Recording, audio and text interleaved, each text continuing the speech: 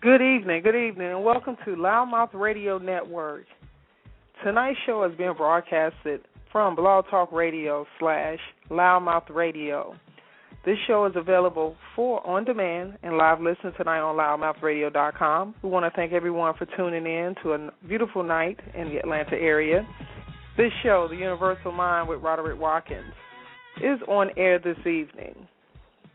I would like to thank all of our listeners, all our dedicated followers who have been listening to us each and every week.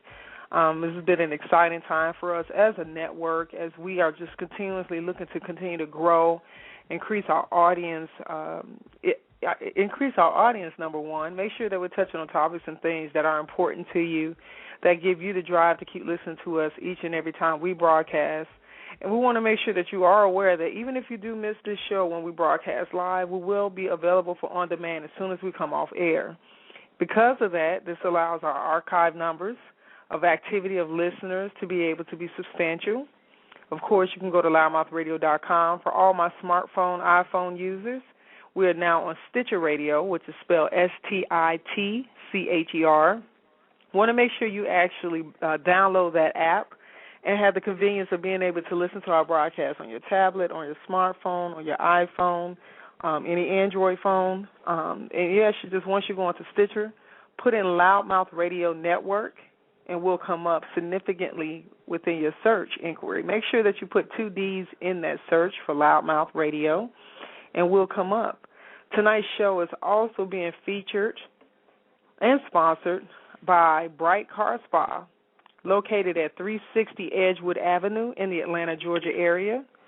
Their phone number for reach is 404-913-4980. They are a proud sponsor located in the Edgewood area in the greater Atlanta area, conveniently located off of 75 and 20. And we want to make sure that you're aware that as our listeners, which you are so faithfully doing each and every opportunity you can to listen to our broadcast, want to share with you a fantastic opportunity to have your vehicle detailed and washed by Bright Car Spa. They're offering a magnificent detail that consists of a wash and dry, vacuum of your carpets, mats, and seats, clean leather or vinyl, dust and wipe your dashboard, your console, and your door panels. Make sure your windows are clean inside and out, clean your door jambs, shampoo your mats, do an exterior trim for your tires and rubber, also to apply dressing and conditioning to your vehicle with a actual hand wax, which is something that is awesome. This actual package for our Loudmouth Radio listeners is only $60. This is actually a $100 value. So we want to make sure you understand how significant it is to us that as a listener and a follower and a supporter that you get great opportunities like these. So once again, make sure you contact Bright Car Spa and get your vehicle car cleaned and detailed there at 360 Edgewood Avenue in Atlanta, Georgia. And that number, once again, is 404-913-4980, and they're open 7 days a week. So there's no excuse, and they're open from 9 a.m. to 8 p.m. And even if we got these days where we're looking a little cloudy, they have a great base so they can pull your vehicle in. And as for VIP appointment services, I'm sure they'll be more than happy to take care of you. Now, we want to make sure you're aware that each and every time that we broadcast and we share this information that you are able to make sure you get the opportunity. So when you go there, make sure you tell them that Loudmouth Radio gave you this option and this opportunity to come in for a detail. And for all those who may not have the $60 for the first time, that's okay. They do offer some smaller packages starting at $15 and up. So it's very affordable. Hey, you want to make a good impression. You want to feel good driving in your own vehicle, so make sure you stop by to see them. Also, Fletcher and Sons 2 Auto Repair, located in Jonesboro, Georgia at 7363 Terra Boulevard, is extending this offer to our Loudmouth listeners. Now, if you didn't take advantage of it some weeks ago, I will tell you that actual package and promotion is at $99 now, which is the air conditioning service. Now, you already know as it's starting to get hot, we've had some rainy days, which means the humidity is going to be sky high when that actual flood of water stops. So what you might want to do is take your vehicle over, have them do a leak diagnostic. They'll actually charge your system up, make sure that it's running well, and that you'll have the ability and the capability of, riding around in the Atlanta area with some cool air in your car, man. It's too hot, especially if you're going to work, you got an appointment, you're going on a date. Nobody want to see you pulling up in the office, sweaty armpits, got ring around the collars and the ring around the armpits. That is not cute. So we want to make sure you understand and know that we value you as a listener and want to make sure you guys are getting the best service possible out there. For all of those who are not in the Atlanta area, if you're coming into the Atlanta area, connect with us anyway on Facebook. You can find us at Loudmouth Online, LOUDDMOUTH Online. And we think that is awesome that you're actually listening and tuning in. Now, I just want to say as a producer, I'm excited about the growth of things. We have been exceedingly surpassing just all kinds of things that, you know, you only can imagine and hope for, and things that you may have not even thought of are opportunities that are, you know, starting to come to us. And with us becoming a part of Stitcher Radio, and for those of you who may have not heard of Stitcher, Stitcher is like equivalent to how Pandora Radio is significant for our music listeners, our music lovers. You go to Pandora, you're able to just pick a channel and listen to whatever music genre that you like. Stitcher Radio, very similar in that format where you're able to actually come on, type in, you know, a radio network such as Loudmouth Radio, or many other prime-time, heavy-hitting major internet radios like Wall Street Journal, ESPN, Fox News. So you can put in a genre. It's based on, you know, whatever type of listening atmosphere you like to have, or go to a particular channel. So we hope that you choose us because we're going to have a great season. We're going into our new quarter. And if you were listening in last week, I know a lot of you guys have been listening to our archive shows because last week we started running some of our archive shows, and as a producer, I said, you know what, I want the team to kind of start vamping for the next quarter.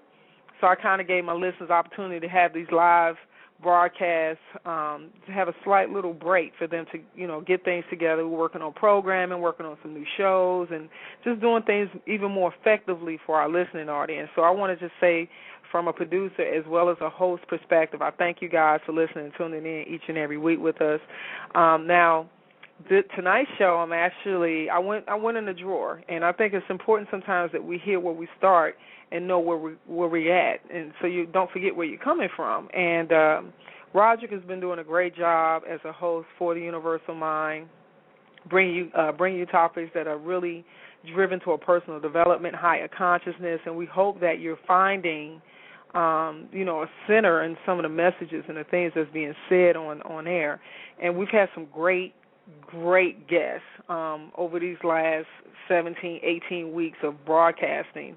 Well, it's been a little bit more than that in length. But, you know, I went back and I said, you know, I wanted to start from a very sound point where Roderick had his first episode, which was called The Benefits of Meditation and Prayer. And we were honored to have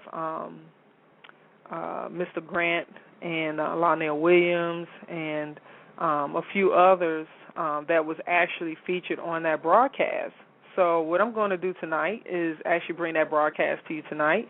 I know that Roderick was really happy because he ran a little bit over that night, but you'll have opportunity to hear an awesome show, and I hope that you tune in and share it with friends. And just continue to listen in. Good evening and welcome to the Universal Mind with Roderick Watkins.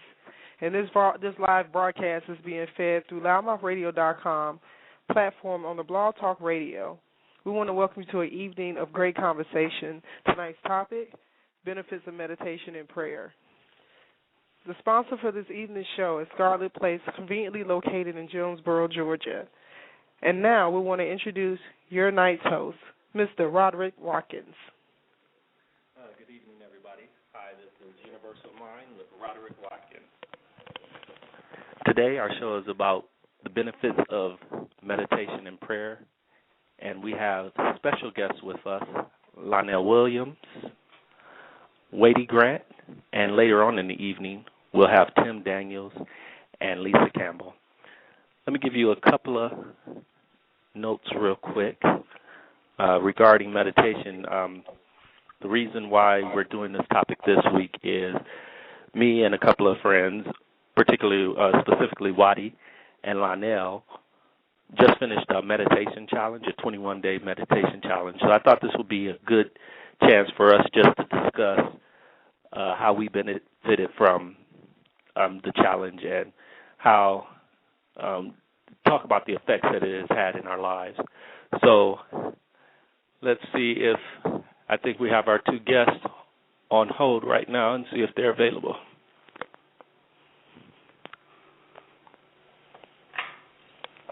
Oh, okay, we're still waiting for them to call in at the moment. Let me give you a little history regarding meditation, or actually explain what meditation is.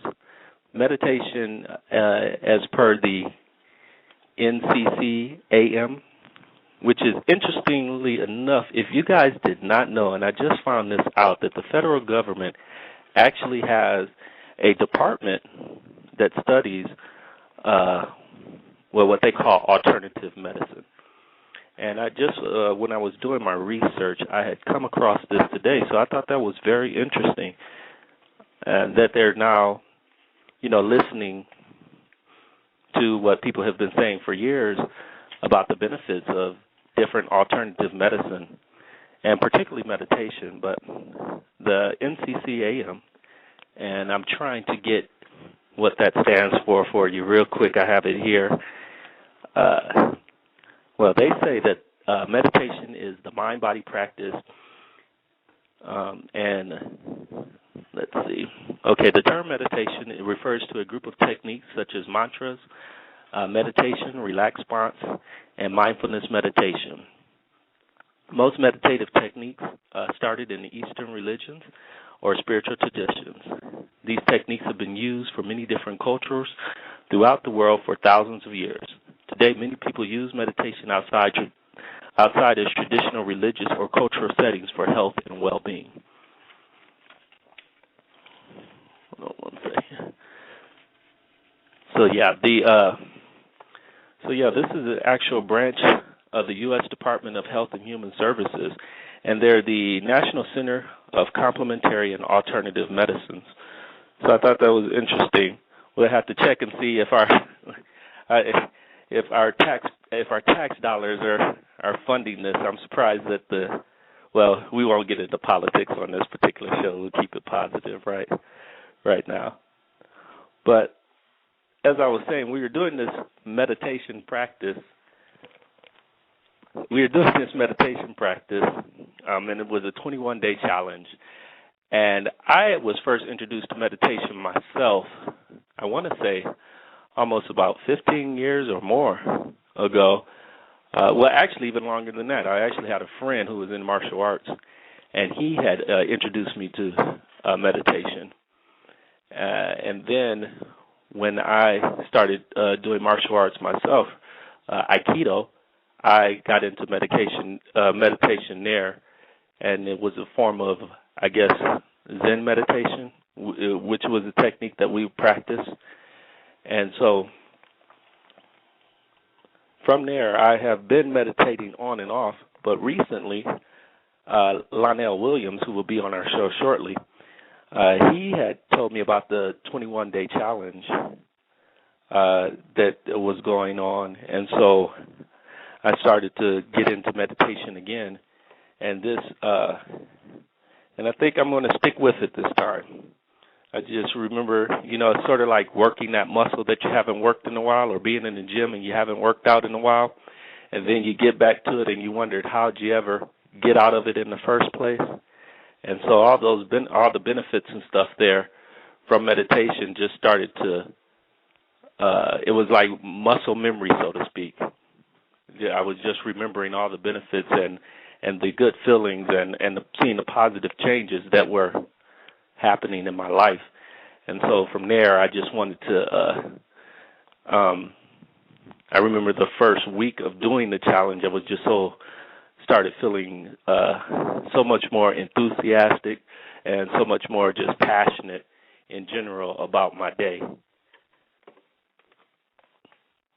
So if anybody has, I tell anybody, if they have done meditation or have any stories about meditation, please feel free to call in. And let me give you the call-in number. You're listening to the Universal Mind broadcast, benefit of meditation and prayer. And this show is being brought to you by Bright Heart Spa of Atlanta, Georgia. Please continue to listen. Okay, 347 826-7520.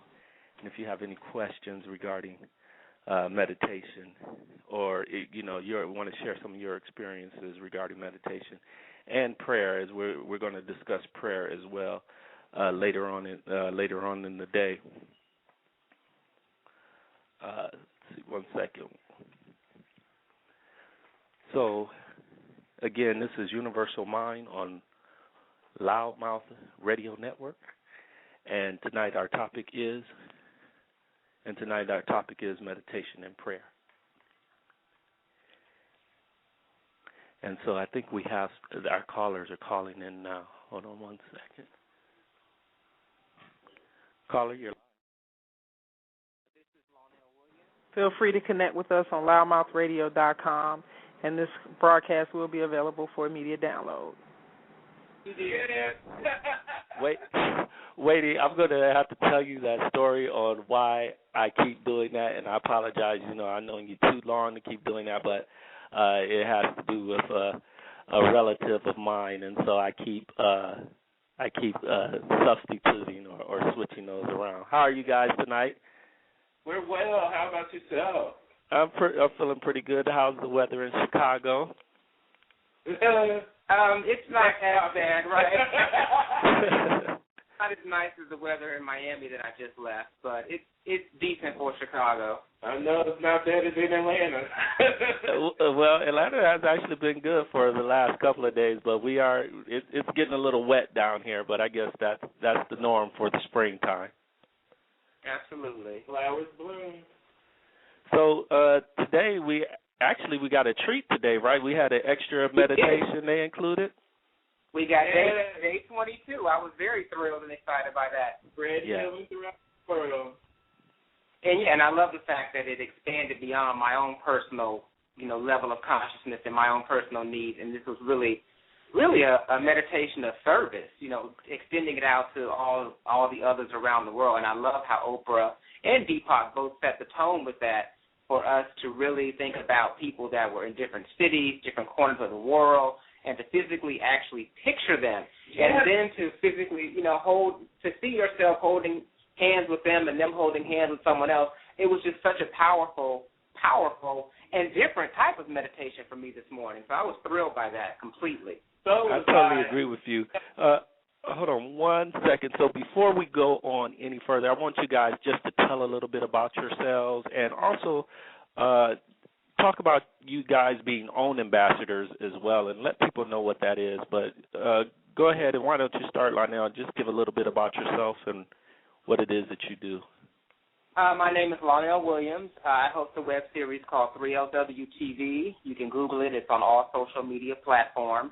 And basically, it's a channel that's dedicated to showing positive images of the African American, primarily but not exclusively, the African American LGBT community.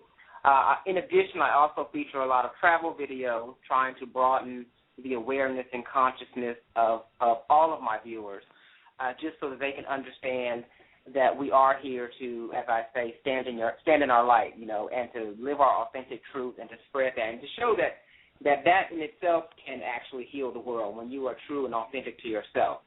The OWN Ambassadors are a group of individuals that was started by a young lady named Leah Keith out of the Virginia area. And basically we're just dedicated to supporting shows and the message and the intent of what Ms. Oprah Winfrey started with the Oprah Winfrey Network. And we continue to grow. We are not officially affiliated as part of OWN, but we are definitely recognized by them and we are supported by them. And Ms. Oprah Winfrey herself has, just blessed us time and time again. And it's just been a complete joy. And just to see the word spreading and the vision spreading and just to see the way that the attention for the network has turned around, and it's all been at a not all of it, but a lot of it's been at a grassroots level, and it's just a beautiful thing to see. And we're going to continue to spread the love and to be the love and to and to stand and walk in our truth. Thank you for that one. Wady.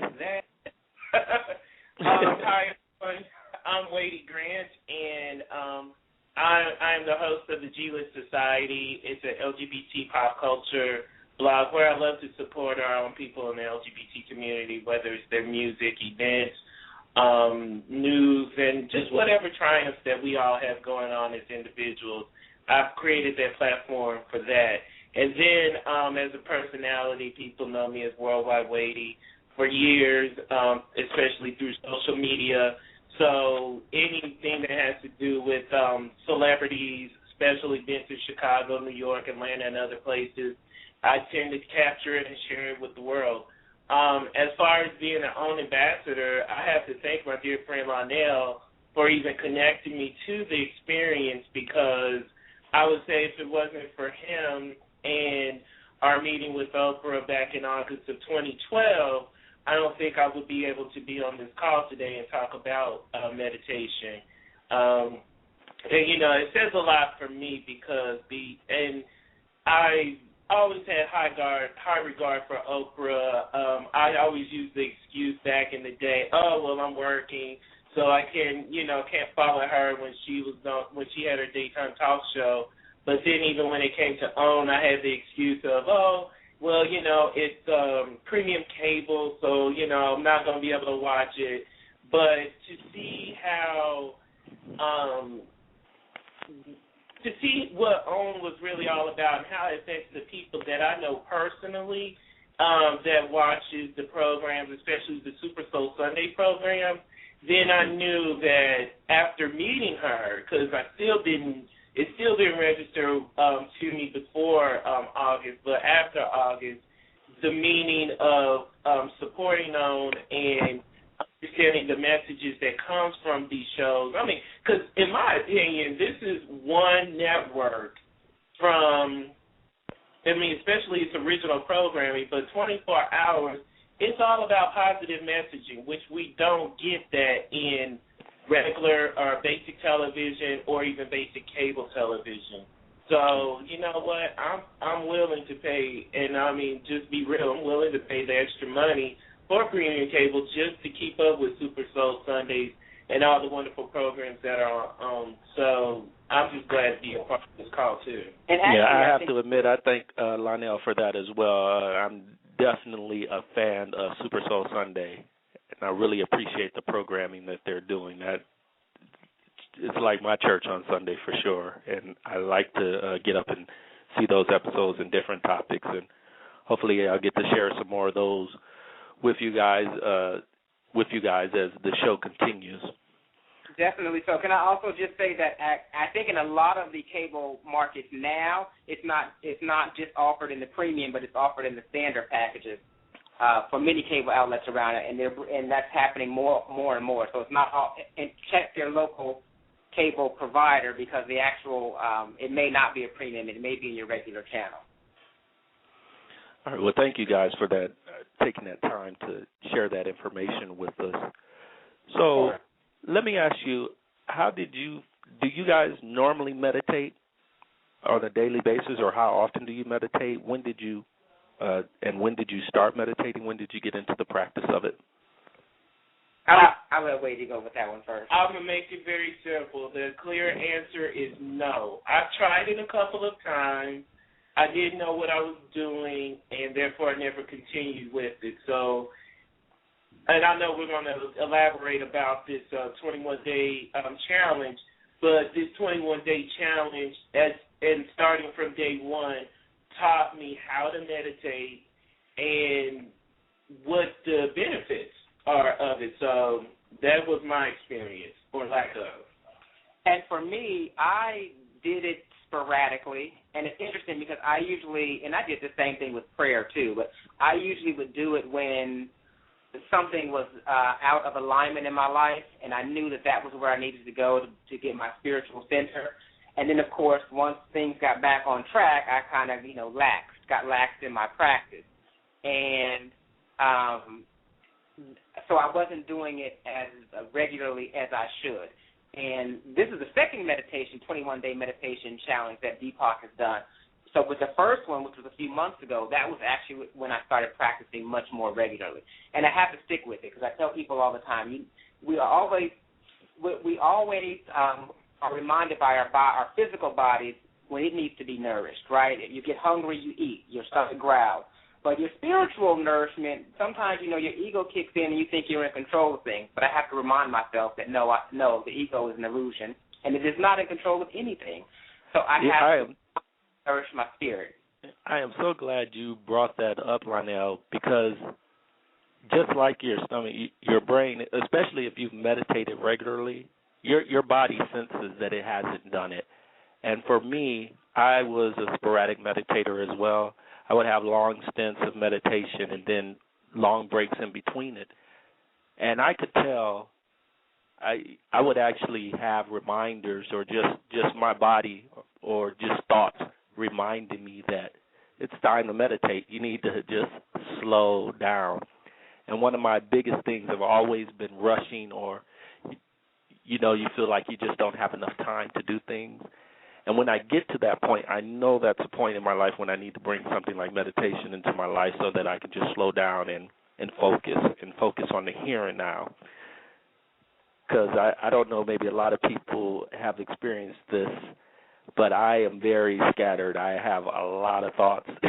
And so the daily meditation really helps me keep those thoughts in order and able to just function at a higher capacity when I do meditate and when I am focused and clear of thought.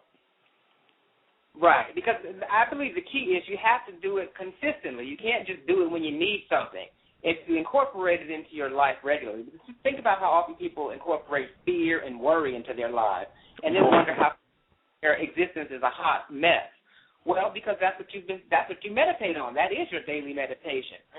So if you switch that up and constantly provide yourself with the proper spiritual nourishment, you will sustain joy. I know that. Can you just repeat that, Lionel? I mean, that was just so powerful. Did everybody hear what he said? I think that man hit it on the head. He said you are meditating daily, but on the negative, your fears. So, I mean, you really have to make a conscious choice of what you're putting out there, people. And I just that was very powerful, Lionel. I just had to stop you and repeat that. That's a message for those who didn't know. You need to rewind the show and hear that again. I definitely will be putting that up on Facebook and Twitter. Well, no, it's very, very true. I mean, you definitely, because if you take a look at your life, everything that happens to you, the people that are in your life, they are all a direct reflection of your level of consciousness. So if the people around you are shady, negative, a hot mess, losers, or whatever you want to call them, well, baby, they are just reflecting your level of consciousness. So you need to look within.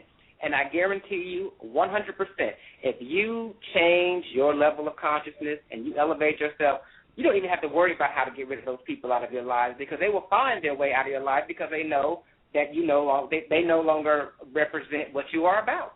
The law of attraction, huh?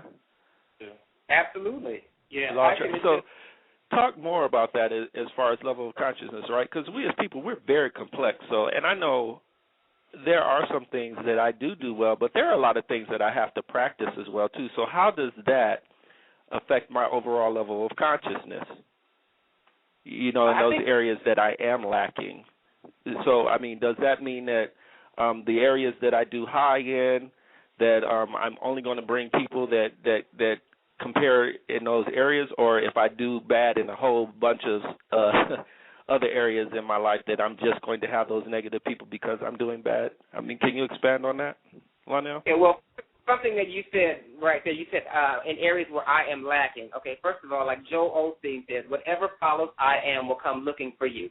So the negative affirmation that I am lacking already implies that something's wrong. So that's already, so we already have an opportunity right there to, negate that.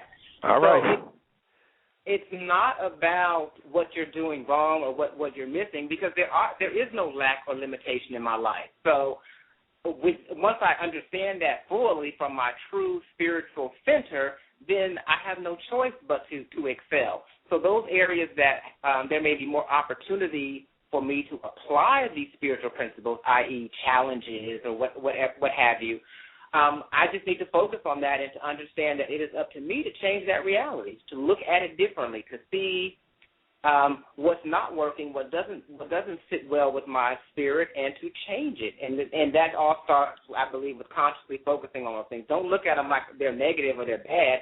They just aren't right for you at that time, so it's up to you to change it. But you got to stay focused, and you got to get the lessons, and you got to do the work. And that's no good and bad, just building, just blocks or steps to building a better you. Exactly, and it's one step at a time. You might not see the whole staircase, but look at the step that's right in front of you. Take that step, and eventually you'll get. I'm sorry, Wadey. I thought that you were saying something, trying to interject there. Oh, no, I was saying earlier. I mean, for me, and this is what the meditation did for me. Before the meditation, I did say to myself, where was I lacking? Or I would say such and such in my life is a problem. What the meditation taught me is to create the energy around what I would have thought is a problem and create it into an opportunity where it can be peaceful, where it can be harmonic, it can be whatever it is I desire it to be. Just piggyback or just we're winding back to what you and Lionel said earlier about meditating the bad things in your life. I mean, that was just an aha point for me, because one thing, my testimony about this meditation exercise was before the meditation, and I would find myself in the same stressful moments as I do in my job every day, and I handle it so much differently throughout the meditation. The meditation just opened my mind to make the environment the way I want it to be. If the people around at work in particular or out in public are hostile to one another, before meditation, that hostility, whether or not it was directed towards me, I would feel it in a certain way. What meditation taught me is I may be around hostile people, but it doesn't have to affect me if I set my mind to a more peaceful environment. And so we have a choice on how we interact with things. Exactly.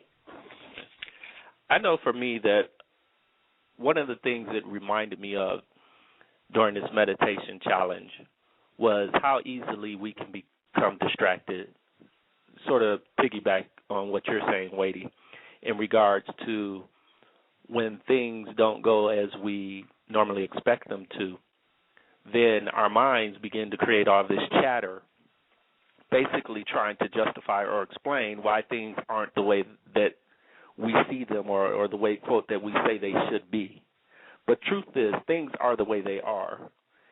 And once meditation had allowed me to accept that, and with that, I was able to be in a much more peaceful place and just focus on what my goal was. And so I think that this challenge has just given me a little bit more focus and direction. And one of those, with direction comes purpose, passion, and enthusiasm. And it really has just fostered or just brought a centering to the way that I go about my day. I would absolutely have to agree with that.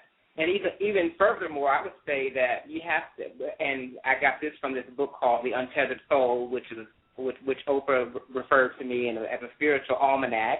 And it's so true. When you hear those voices in your head, you really have to understand that they are not you.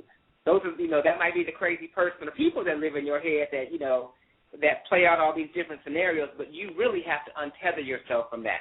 And meditation is a great way to do that. I mean, in my background, having a religious background growing up, prayer for me was petition. I was always telling God how to bless me. And then I realized that if I stopped telling God how to bless me, actually allow God to bless me, then things would open up and would flow. And I learned that more through meditation because I just had to be still and listen, be still and know. So it was a whole different dynamic. And again, I'm so grateful for this particular meditation challenge which although it focused on health, it was still a whole comprehensive healing process for me personally. I agree with that. So what was your favorite, you guys, what was your favorite meditation or your favorite day? What stuck out to you? Which meditation stuck out to you? For me, oh gosh, it was so many of them, but I swear today's meditation, the bonus one, I felt like a heavenly experience from it, because it was more than just being into a deep thought and focusing on the center thought. I was able to picture when Deepak told me to picture myself holding hands with the next person and passing that, sense of healing, and that person touching the next person and touching the next person. It was such a glorious moment. I saw myself there, and that is a blissful scenery I will always love to be in each and every day, every moment of my life. So that obviously today is my favorite one, but so many of them stuck out to me because you know how certain messages can be timely for you. A lot of them were for me, especially for my journey. Okay. So I would say that. And for me, I would definitely also say the today's meditation, because it was such a surprise and such a bonus, and it required me to really look outside of myself and to be of service on a spiritual level to the global community. Another particular one that I liked, I believe it was day 19 or day 20, it was just a couple of days ago, the Living Agelessly. Oh, that was a powerful one, yeah. And I really love that because because especially in American culture, we are so consumed with age, and we have this aversion to getting older. Well, the only way you don't get older is if you die young, and quite frankly, I'm not into that. Right. So, you're gonna be here for a minute, huh? I have stuff to do, and I love the fact that I am ageless and timeless, because if I am a spiritual being having a human experience, there is no time. Time is some element that the ego created, so that we could, function and control one another here on earth. But that really stuck out to me. It's like, you know what? No, you are constantly evolving. You are a beacon of love. You are here to serve, and that is ageless and timeless. I have to agree. I have to agree with you both on those two. I really like those two. The ageless and timeless one, what stuck out to me about that one was the science that Deepak chose to share during that particular episode. And I think that's the only one where he actually talked about the actual science about meditation. And I was telling the audience earlier how that, there's an organization in the federal government set up called the National Center for Complementary and Alternative Medicine. And they actually study all these things, and they did some research on meditation. And so there is a physical effect, or there are physical changes that are happening to us when we undergo meditation. And so I thought this was interesting, and one of those things was the thing that Deepak was talking about in regards to lengthening aging and just living agelessly. And it turns out that meditation, that they are doing studies and are showing some results in regards to meditation affecting health and aging. So it was brilliant. The other one that I thought was really good. Well, let me talk about today's. Today's was a powerful one for me as well. And how so is like you guys, I started envisioning people that I was connecting to, and I think I envisioned both of you actually, because I knew we were doing this interview today, or that we would be online. So, and I knew that you guys were doing the challenge, so I felt your presence there. But then I just started connecting friends, and when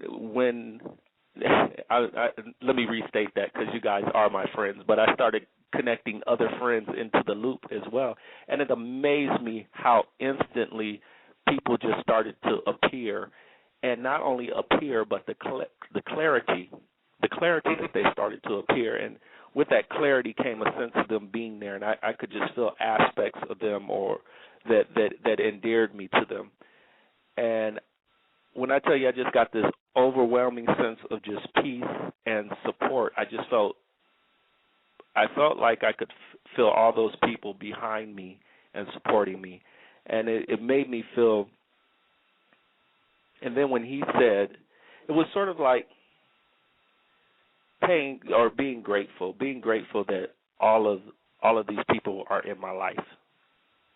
And at the same time, and that this was something that I could do for them by visualizing those people and envisioning them in perfect health and all the prosperity that I felt what was going on into my life, being able to transfer that energy and spread it about, which is one of the reasons why I'm really grateful for this show and the opportunity to do that. But it was the first time that I've ever done something like that in meditation, and I definitely plan to investigate that more or practice that form of altruistic meditation more. And then the last one that was really good to me was the one, I want to say it was day 10. It was early on in the challenge, and he was just talking about our power of creation and how everything that we have is within us, and connecting to that consciousness and realizing that you have the whole support of the universe behind you, and that all the information that you need will appear if you just choose to listen and just be silent and let it come forth and work through you. And that just has been my theme, is just getting out of my own way and letting the organic evolution of my creation happen without interference of my own fears or ego, as Lionel likes to talk about a lot, right? The ego telling me what I can and can't do, and just allowing you, if your mind sees it, then put it into the world, and that's what the space that I'm trying to operate from now. Right. May I add to that too? The one thing that I really learned from this, meditation, that I want people to get from the art of meditation is, I wouldn't even call it a challenge, but I found it difficult at times to share my testimony about meditation with, quote unquote, the non-believers, especially the deeply religious people. And, won't say anyone by name, but a very close relative of mine who I was sharing this with recently, and, he laughed at it and said, well, you should be praying too. But one thought that came to my head that I would love to share with everyone, in particular with this 21-day meditation challenge, each of the centering thoughts and also the English translation to the Sanskrit that we were memorizing in our minds are all basic truths that we live every day. And regardless of religion, even if you're agnostic or you're an atheist, these are things that just are common sense. We create the universe that we live in. And also your thoughts create your health. Oftentimes I've heard my doctors tell me stress will make you sick. What meditation teaches you is if you think positive thoughts, if you put yourself into a positive environment, or if you think in good health, you will gain good health. That's exactly the way the Bible teaches it too. So, for everyone who is listening, regardless of your religion, and if you have yet to do meditation or have been nervous or skeptical about it, I suggest you to try it for yourself, especially this 21-day challenge. It can be bought on the website as well as on Deepak Chopra's website, and see for yourself that these meditation thoughts are common sense. Wadey, thanks for that. I just want to let the audience know also that other religions, even the Christian religion, they have forms of meditation that they do as well. I think I'm pronouncing this wrong, so I have to work on it, but the Benedictine monks practice a form of a 4-step meditation where they read these divine readings from the Bible. And so meditation isn't just a Hindu or a Buddhist tradition. A lot of other religions do incorporate that in their religion. I don't know that a lot of Westerners might be aware of that, but and as a matter of fact, I would just want to share with you guys that it turns out that meditation has been around. Well, in China, they said 100 CE.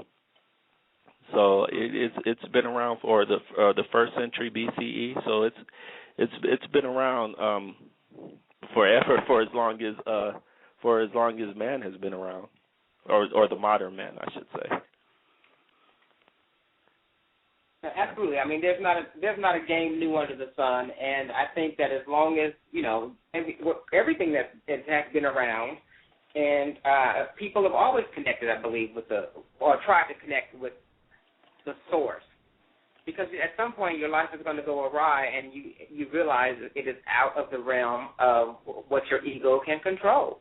So what other choice do you have? I mean, you can let your ego destroy you, or you can try to surrender to that which is greater than yourself. So how do you surrender, or what shifts have you noticed since you brought meditation into your life, or both of you guys? What shifts have you noticed? What areas in your life have improved? Well, I'll give a specific example. I recently had an experience with someone that's very close to me, and who really, the relationship took a really negative, hurtful turn. And my pattern had been to reciprocate that hurt. If you hurt me, to hurt me back. But in this, and actually happened during the meditation challenge, I chose to actually be vulnerable, to be calm, to be centered, and to seek the spiritual lesson through all of it. And it's very interesting how it threw the person for a loop, because that individual was not expecting, me to react that way. And how just in this short time period, well, this didn't feel like a short time period as I was going through the pain, but looking at it over a while, how the relationship is actually stronger now than it ever has been before. So I don't think if I had not been willing, one, to be vulnerable and put my ego aside, and two, to really center myself through meditation and calm, that this relationship could have totally been destroyed forever. And instead of being destroyed, now its trajectory has shifted, and it's even more powerful than ever. Oh, that's a powerful story, Lionel. Wadey, do you have anything to share? Yeah, I would just say for two specific situations in my life, because this art of meditation opened many doors, but two avenues in particular where I just saw the growth for myself was one, my family. I'm sure there's many people out there who grew up in a lot of pain with their relatives, with their loved ones, the people that they looked up to or hoped to love them. And over the years, I've developed resentment towards these individuals as an adult, and to the point where I never wanted to speak to them or never wanted to be seen with them or didn't want to be in their presence. But going through this meditation challenge, a lot of revelations about myself have come to me. And in particular, I noticed that, like Lionel said, do the work in order to get what blessings that are there for me. And I know I blocked a lot of blessings by not wanting to deal with certain family members who I claim I love, by the way. Wait, hold on 1 second. I think Tim is just a caller. Are you on the line? Yes. Hi, Tim. How are you? Everybody, welcome. This is Tim Daniels. He's joining us as well. He's another one of our guests for this evening. Hi, Tim. How are you this evening? I am absolutely wonderful. I was just actually listening to you brothers and sitting back and learning. So I'm just as a observer. So it's actually been great. So. Okay. Well, we look forward to hearing you and more from you and Lisa. Is there anything that you wanted to share or comment on, or you want to stay on the line, or?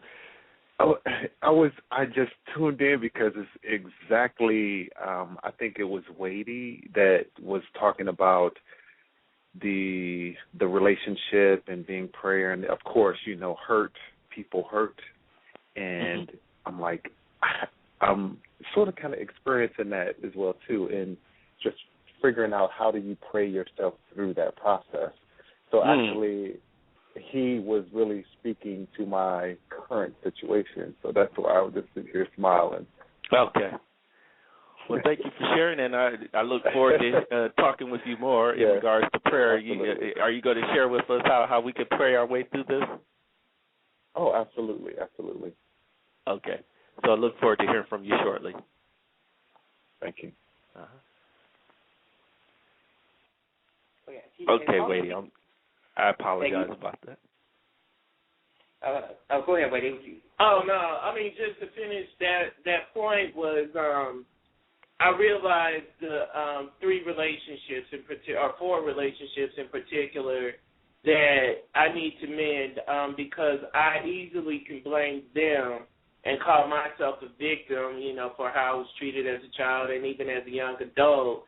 But my resentment towards all of them, further drove us apart. So what meditation and just all the revelation showed me was that I am not the victim or not the only victim, and that I have to admit to my wrongdoing in our relationship and ask for forgiveness. And this is something also I learned from just watching Own It, especially through the Iyanla Fix My Life, is that I have to apologize to these people who did not even know that I had these kind of feelings towards them. Now, why is that? Why would you have to apologize to them if this was something that was personal that you were going through? Well, I'll use an example. Just say, for instance, if it was the two of us, and you're walking around wondering, why I have been kind of distant to you lately, and you and I are friends, okay? You and I are friends, but let's say I've been acting very distant towards you. And you have no clue why. You just know that it is, but I blow it off to make it seem like it was okay.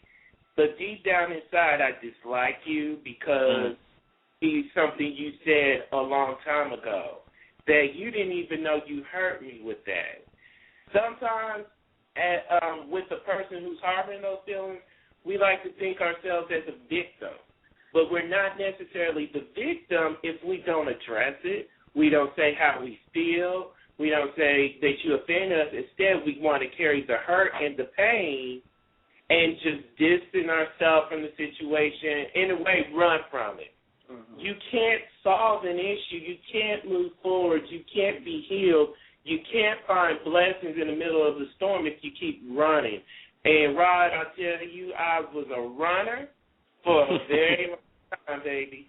But now I've learned to confront my issue or the issues, confront the pain, confront the hurt, and I hope for a positive change to come from it. Because like I said, I claim that I love these people, but my can say differently because I've been carrying on this hurt and pain and distance myself from these people. But to the other situation, like I was talking about earlier, just being at work. And I was at a job for 2 years until this past week where every day was full of tension. Whether I was involved in it or not, I felt that kind of tension.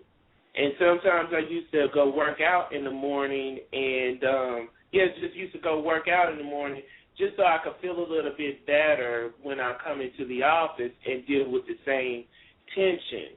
But really, the meditation took it a little bit further because exercise, it revs up whatever, I don't know the terms, but the terminology, but whatever it is in your body that releases the endorphins, the chemicals that cause the stress.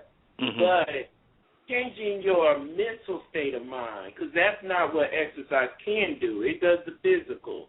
The meditation takes care of the mental and the emotional and the spiritual side, and maybe the physical too, because it ends up benefiting you physically. But I came into work on the last 30 days of my employment much more at peace than ever. Like when somebody is told, on March 1st I was told I was being laid off. The challenge started on March 11th. Even though I made peace with it before March 11th, doing the challenge each day made me more at peace with how I was let go. And, I had 30 days left. So each and every day, while I'm seeing one coworker after another feeling all hostile towards the situation, not being able to accept that they're being let go too, I was at peace with it. And I was willing to work. I was willing to do business as usual and just said, hey, when March 28th comes, that's my last day. And on my Twitter, on my Facebook the night before, I wanted to make it very clear to those who knew, because it wasn't like I told the whole world I was being laid off, that I was displaced in love and harmony. And because of that, I learned that through meditation, but also was listening to another somewhat of a meditation tape called The 101 Powerful Thoughts, and it's by Louise Hay. One of the thoughts that she said is, if you do not love the place that you're in, you're going to carry that mentality and spiritual or that spirit with you to the next place. So if you're helping for something bigger and better, but you're loathing the place where you are now, trust and believe you will not be satisfied when you go to the next place. So it ended up in my mind, despite the hostility, despite the stress that came with the job that I was at for the last 2 years, I left it in love. Before the meditation, if there was no meditation, I probably would not like my boss. I probably would not like certain other people at that organization. But I can truly say those people I would not have liked, I like them, especially now that I'm not working with them. Amen, somebody. Hold on, we have another caller. Hold on, let me. Caller, you're on the air. Salmon kick? Hello, caller, you're on the air.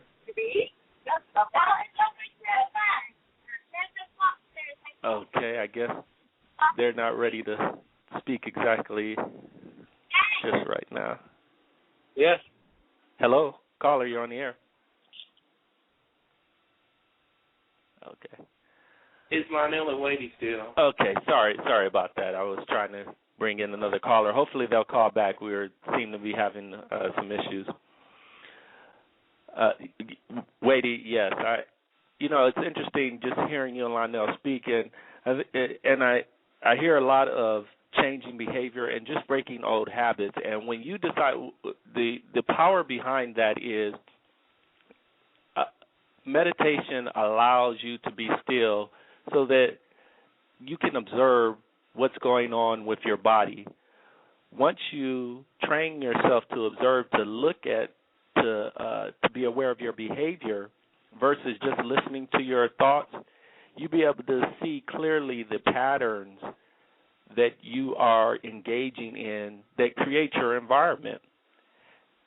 So then by being aware of these behaviors, you are now consciously aware of these behaviors and have the power to actually change them. And you in that aspect, have initiated the healing.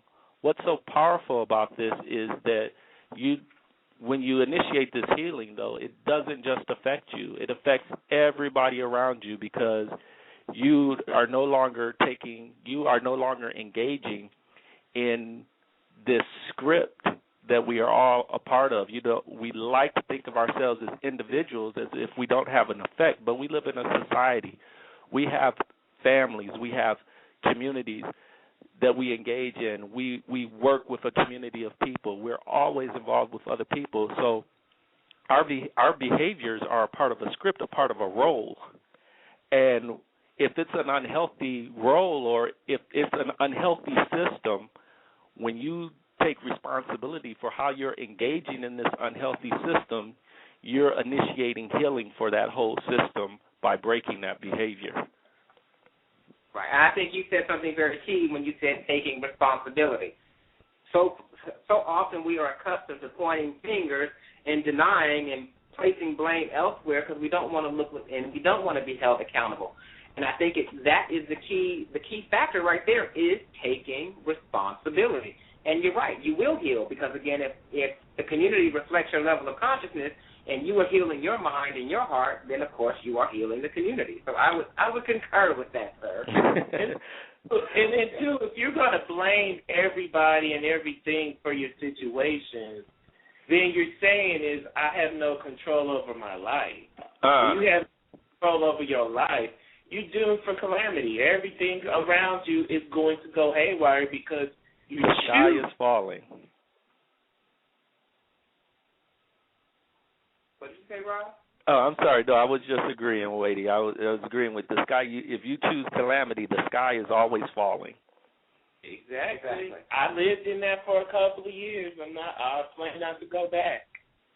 And if I might just add, just as Wadey's friend, it's been so amazing to actually witness this transformation. I've known him for a few years. But literally, I mean, it was like this light bulb went off after August 9th when we met Oprah.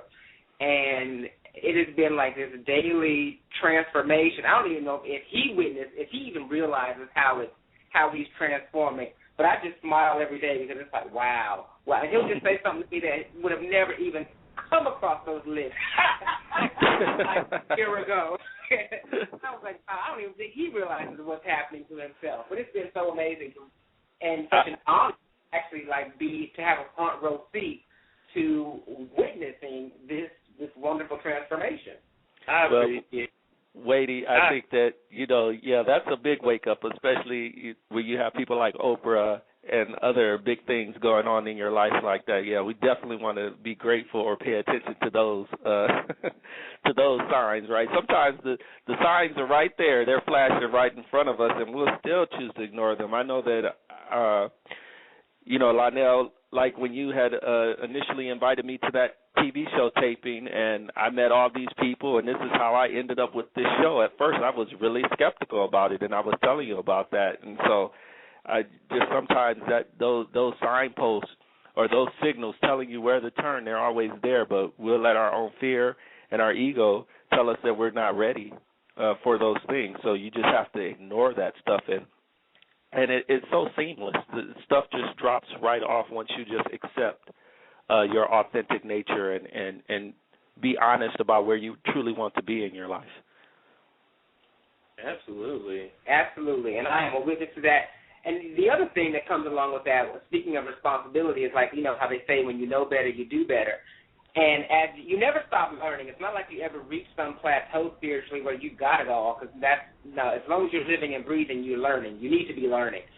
So you've got to constantly always practice it, and you're always going to be presented with opportunities to apply some people look at that as a test, but I look at it as an opportunity to apply the spiritual principles that I claim that I get and know.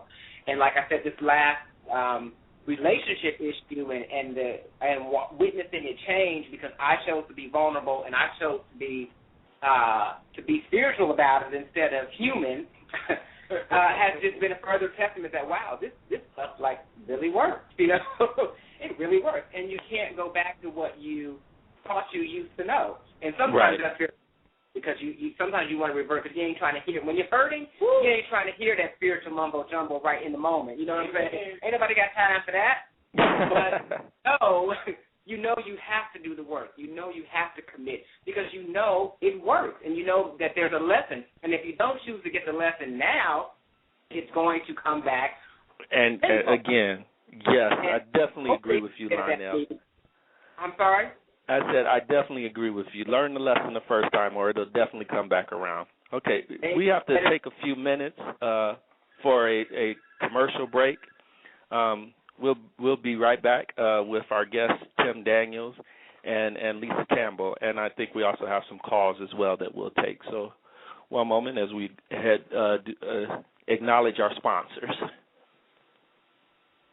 Get them bills paid. Scarlet Place Apartments, considered to be South Atlanta's hidden gem, offering 1, 2, and 3-bedroom apartment homes. Scarlet Place Apartments is an established location only minutes from Hartsfield-Jackson International Airport. We're also just a few minutes from major interstates and a short commute to downtown Atlanta. Residents of this community enjoy amenities such as vaulted ceilings, crown molding, full wash and dry connections, fully equipped electric kitchens with spacious floor plans. Work out in our new fitness center or simply relax by the pool. We invite you to call us for more information and schedule a personalized tour. Scarlet Place Apartments. See why our residents love to call us home. Conveniently located 3500 Summer Court Drive in Jonesboro, Georgia. Call for more details for our specials. 470-315-1194. That number again, 470-315-1194. And now back to your host. All right. Hello, everybody. Good evening and welcome to Universal Mind with Roderick Watkins. Today we have our guests are Lionel Williams, Wadey Grant, Tim Daniels, and Lisa Campbell, and our topic of discussion today is the benefit of meditation and prayer. Got tongue-tied there for a minute. Hi, guys. How are you? Callers? I think I'm still on hold. We're wonderful. We're still here. Okay, great. Tim, do I have you on the line now? Yes, I'm here. Okay. And do we have Lisa on the line? Has Lisa joined us? I don't. You're listening to Universal Mind with Roderick Watkins. This broadcast is the benefit of meditation and prayer and is sponsored by Bright Car Spa at 360 Edgewood Avenue in Atlanta, Georgia. Make sure you stop by today. Open 7 days a week from 9 a.m. to 8 p.m. 404-913-4980. Conveniently providing car washes starting as low as $15. Connect with them today. Now back to your show. So this has been a great discussion, guys. I've really enjoyed this, and we got Tim Daniels. Tim, why don't you let the audience know a little bit about yourself and what you're about and who you are, sir? Oh wow, it's such a hard question. Not really. You got the documentary that you did. I mean, come on, you're a brilliant guy. Or if you don't want to rat your stats off, you want me to rat them off for you? I am a person who is following my spirit, and that is not always an easy task. I initially from Waukegan, Illinois, so I know Wadey, you're in Chicago, right? Or is it Wadey in Chicago? Yeah.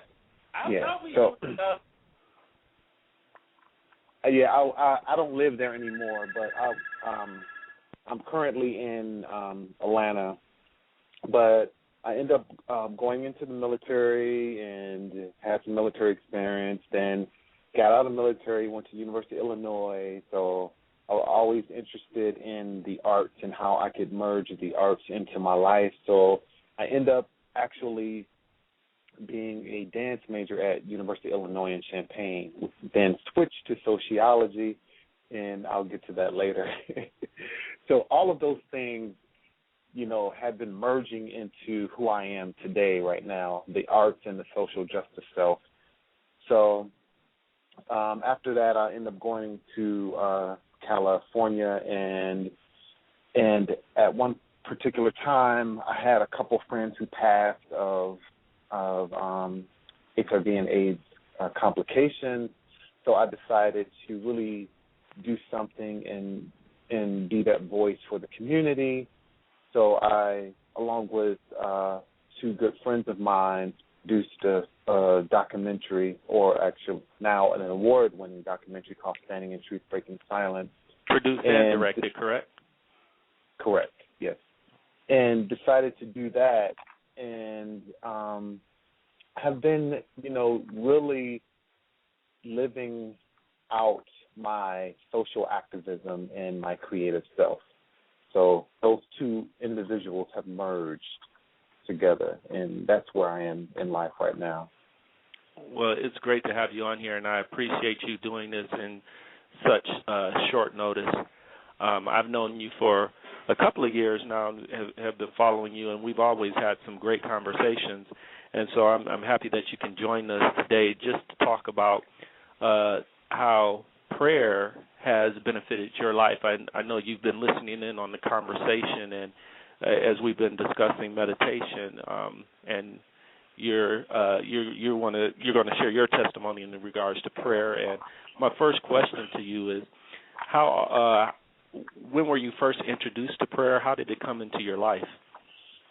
Oh, well, growing up in a very religious family in Illinois, in, I guess, northern Illinois, Waukegan, my family merged from the South, so my grandmother's brother baptized me. He was a pastor in our family, and of course, then most of the people in our family are very religious.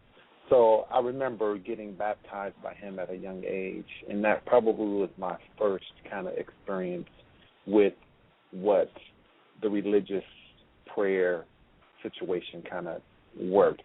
But for me, when I really realized what prayer really is and had my own understanding of what prayer was, is when I was in the military. Mm-hmm. And, okay, so now we're talking authentic stories, right? So yeah, this is very authentic and very revealing. So, all right. This was so I was in the military in the 86. During 86, I ended up becoming HIV positive, and that's when people were killing themselves and because of the scare.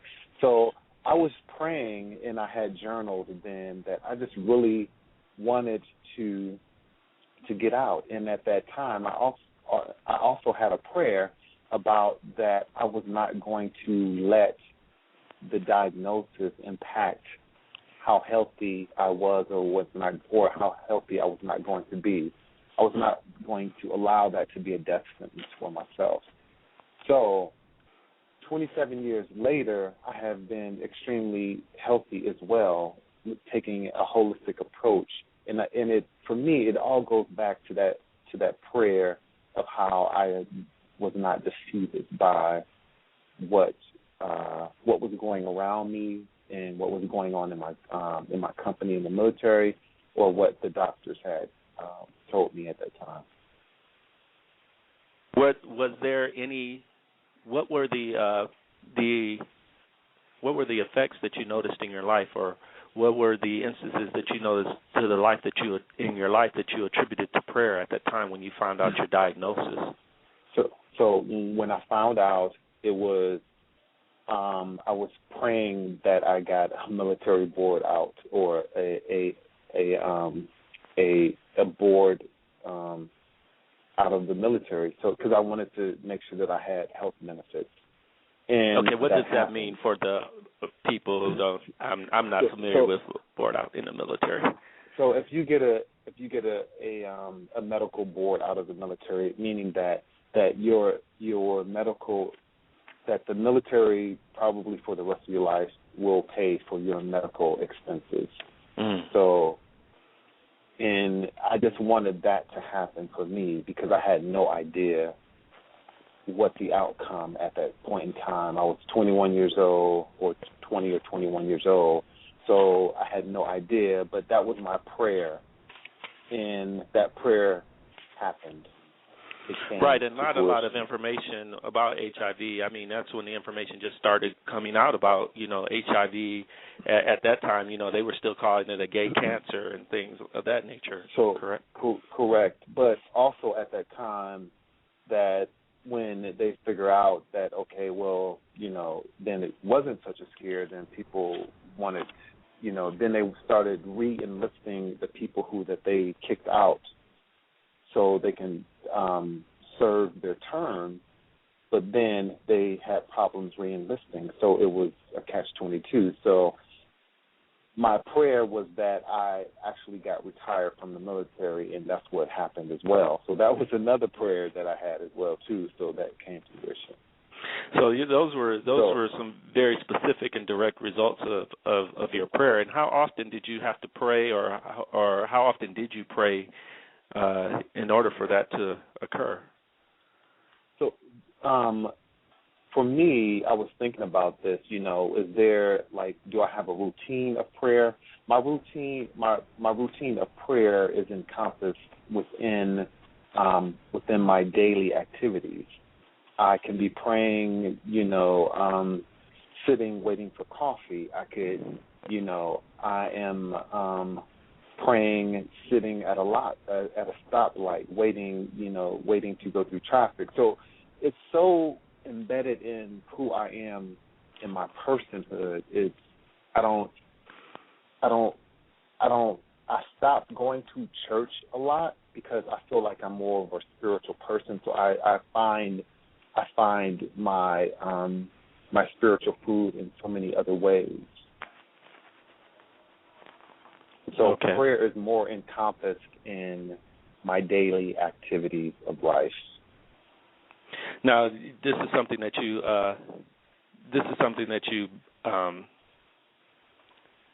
like me and Lionel were talking earlier about meditation and being sporadic. Was it more sporadic for you, and it was something that you started incorporating daily, or was this how it was taught to you? It's something that I actually had to learn. I think usually growing up, prayer only happened pretty much in school, or not in school, but in church. So when I went to church on Sundays, or choir rehearsals and that sort. So it was always organized.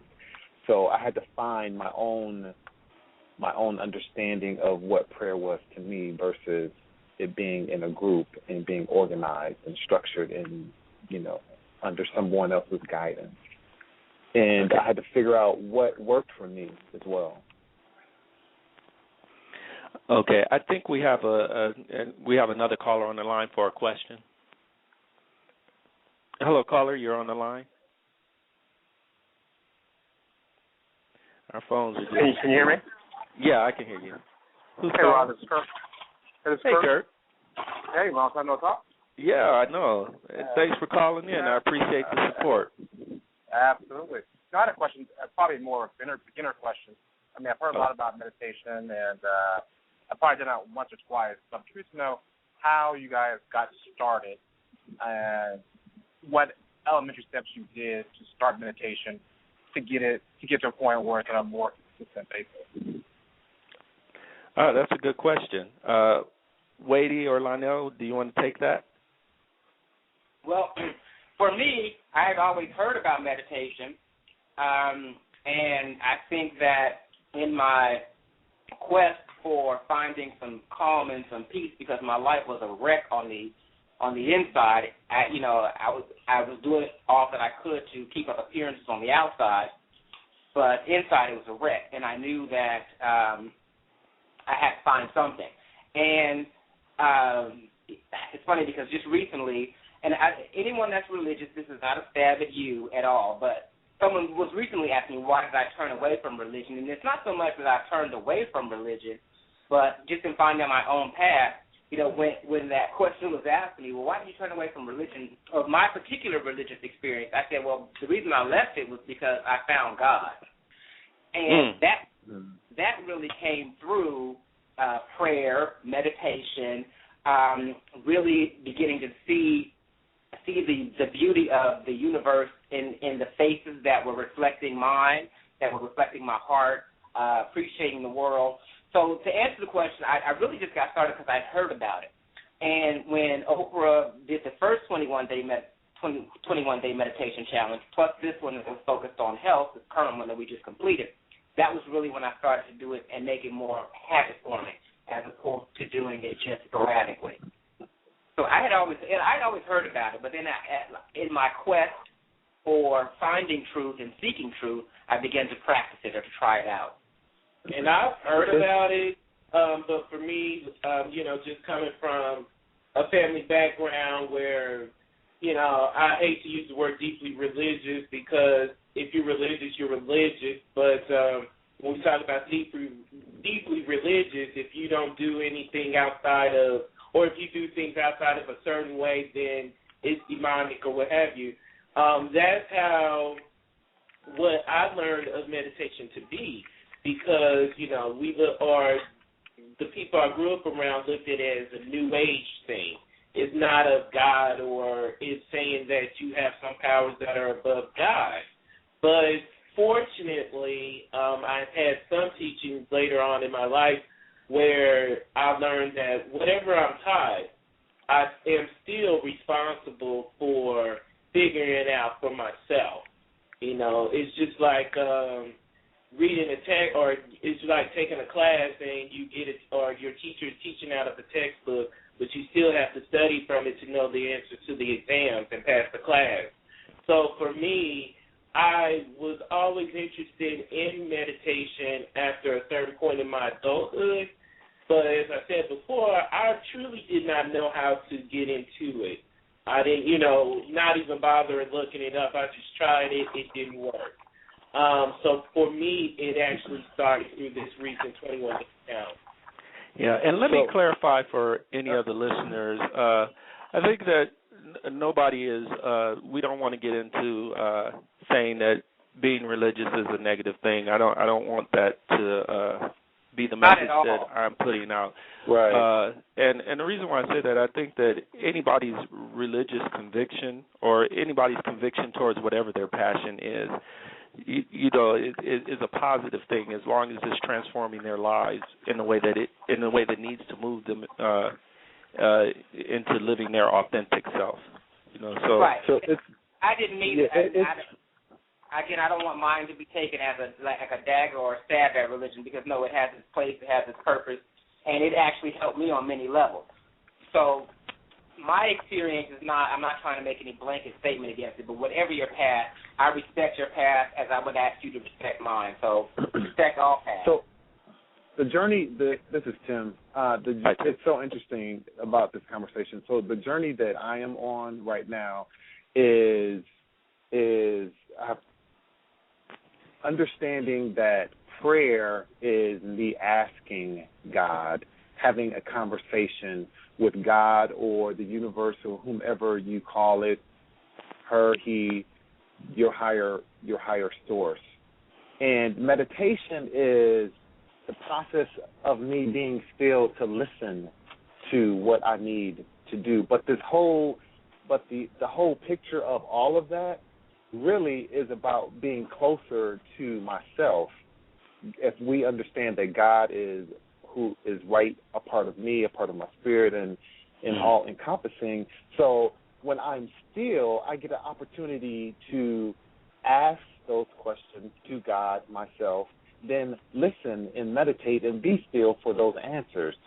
And in this crazy life that we have, we tend not to do that because we're always on the go, on the computer, doing this, doing that, and we're overworked, oversexed, all those things, and we never take the opportunity to pray, ask God for direction, and listen and meditate. We'll have to save the oversex for our other show, which is tomorrow, which is Jazzy Jones, Sex, Love, and Flowers. Well, I'm saying, so we're just this go. We just this go. So, and it's filling our space, our life. Gotcha. Always, and never having the opportunity to be still or be one with self. Gotcha. Kirk, did that answer your question, sir? That did very well. Okay. Appreciate it.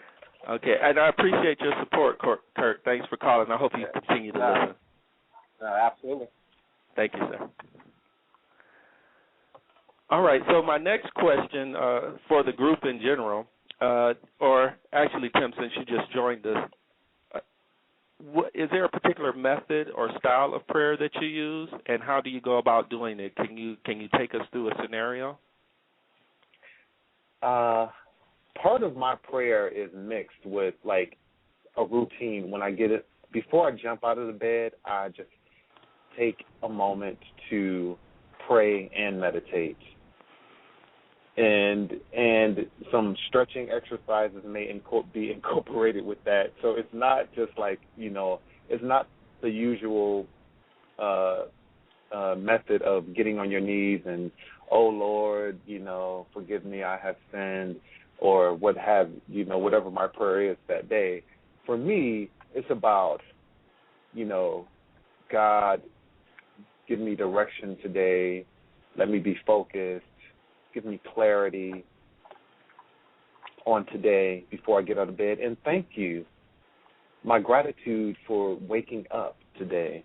I'm so grateful to be here, to be present, to be a servant. Okay.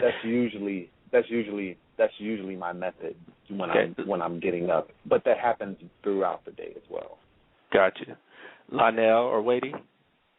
Well, for me, very much like him, it's about beginning the day from the heart space of gratitude, and it's thank you. And mine take on different forms. I mean, I will actually sit sometimes. I have a little altar space in my home that I've created where I do my meditation, but I travel a lot, so I'm not always there to do that. Sometimes my prayer or my meditation, my conversations with God will be walking along the lakefront, staring at a canyon, hiking on a trail, just wherever I am. Every time I get on a plane, I have a specific prayer for takeoff. I have a specific prayer for landing. So, it's everything. And I love something that Panache Desai said to me on Twitter the other day, because I was asking him how often he meditates. And he says, with each breath, let each breath be in meditation, so therefore your life becomes one living, long, continuous meditation. Wow. And it's like, oh, wow. Okay, so I really, since he said that to me, I've really been trying to incorporate that and to make sure that each moment I express gratitude, or that I am in that space and in that presence. I'm always trying to operate from my spiritual self and not my human self. And it's a challenge. So, did I hear you correctly? You use a combination of meditation and prayer? I do, correct. Yeah, I'm one of those people. Don't put me in a box. When I physically transition, I'll be in a box for a very long time. So while I'm here living and breathing, don't put me in any labels or any boxes. So I do it all. I don't try to just define it one way. My catchphrase is, please do not try to confine my infinite fierceness within the realm of your limited thinking. So can you say that one more time, please, sir? Say that one more time. I said, please do not try to confine my infinite fierceness within the realm of your limited thinking. Trademark that. So yeah, you need a T-shirt. Yeah, I like that. Prayer, meditation, whatever you need to do to describe it, to digest it, that's on you. But I do many paths, I do many practices, and like I said, sometimes I'm sitting still, I'm in a yoga pose, and I'm meditating, traditional meditation, and sometimes, like I said, I'm sitting on a plane in a seat, and I'm praying. Or I might be having a conversation while I'm driving. It's continuous. So there's not a real set method other than it just being constant. That's the only thing I try to do. I like that. I'm more like you. I'm not in a box, so it happens fluidly. Yes, I'm. Mm-hmm. For me, so, it's very well. Go ahead, that I don't have a specific way I pray or a specific way I meditate. And I'll just say, for instance, like the meditation, as I was going through this meditation challenge, I also been going through chiropractic therapy. And with that, they've been doing a very good job of getting me aligned. So when I do sit in my pose for the meditation, I relax and relax in the way that I've been instructed by my chiropractor. And not, I know some people do certain poses that are commonplace. And then even with prayer, I could pray anywhere. I prayed sitting on the bus or the train when I know I'm going to be on for a while, just to thank God in my mind or audibly to myself, just for all the things that he blessed me with. as I've grown, I have done a lot of I've done less asking in prayer and more of thanking. And when I do ask, I usually ask for direction. Or what my grandmother used to pray over each and every day I go to school is hedge of protection. Allow me to recognize where my guardian angels are wherever I go, and then just letting the Lord know that I trust Him, because I know that's the difference of me being the spiritual weighty versus me being the human weighty. The spiritual weighty will allow God and the universe to make things work for me, where spiritual weighty or human weighty, no spiritual weighty is right next to him, but it's going to push him out the way, going to do whatever the heck he want to do, and then something bad happens. So with that, for me, just like my other two co-guests, I mean, it's not a particular way. Anybody who's listening, do it where it's most comfortable for you. Exactly. So I just want to recap. So for those who are just joining us, welcome to Universal Mind with Roderick Watkins. Today, our guests are Lionel Williams of 3LWTD, Wadey Grant II of the G-List Society, and Tim Daniels of the documentary Standing in Truth. And we're talking about the benefits of meditation and prayer. And some of the benefits that we've talked about or have discussed so far have been perfect health, aging or reducing aging, providing focus in your life, clarity, and direction. And I'm just really enthralled with this conversation today. I have so many questions, and Wadey, I wanted you to expound a little bit more on. We're talking about prayer in this segment, and I wanted you to expound a little bit more on what do you mean. Why is it important to ask for God? That you trust Him. Is that what you said earlier? Yes, that I trust Him and I seek His guidance, because God has a plan for me. And to respect our religions, I usually say my Creator, because we all have our own gods, and I believe everybody prays or looks for answers to their own gods. So with my God, my Creator, I trust that whatever He has for me is meant for me. I was just with Lionel over the weekend and a couple of other people, just my entire work history, my career. It took until just recently for me to realize that all these jobs that I've had, it was always through an employment agency. It wasn't where I found it directly on my own. Despite trying to find employment on my own, I always resulted going through an employment agency. Each of these companies that I've worked for, and let's say in the last 14, 15 years, it's been 4. Each four of those places, it really fulfilled a dream of mine that I forgot I even dreamt about. Because we like to think that whatever job we have, it's just there to pay the bills. We don't really, it's often too easy for us to take advantage of it as if, just to pay the bills, make ends meet, blah, blah, blah, blah, blah. But there is some kind of purpose for us to be there, and that's when I was mentioning the 101 powerful thoughts. That's where I really learned that everywhere I'm at, including in my apartment with Lionel right in front of me, and me being on this call with you and Tim, and me being everywhere that I have been today, it's a purpose. So correct. That's what I say. Wherever I enter, I come in love, and I want to leave in love, because God has that for me to be there. So do I trust Him? Yes. If it becomes dangerous, that's because selfish human weighty got in the way of what God was trying to make for me. And I'm sorry to prolong it, but and I just thought of a perfect example. Back in January, I applied for a job promotion. In short, I didn't get it after going through a couple of interviews.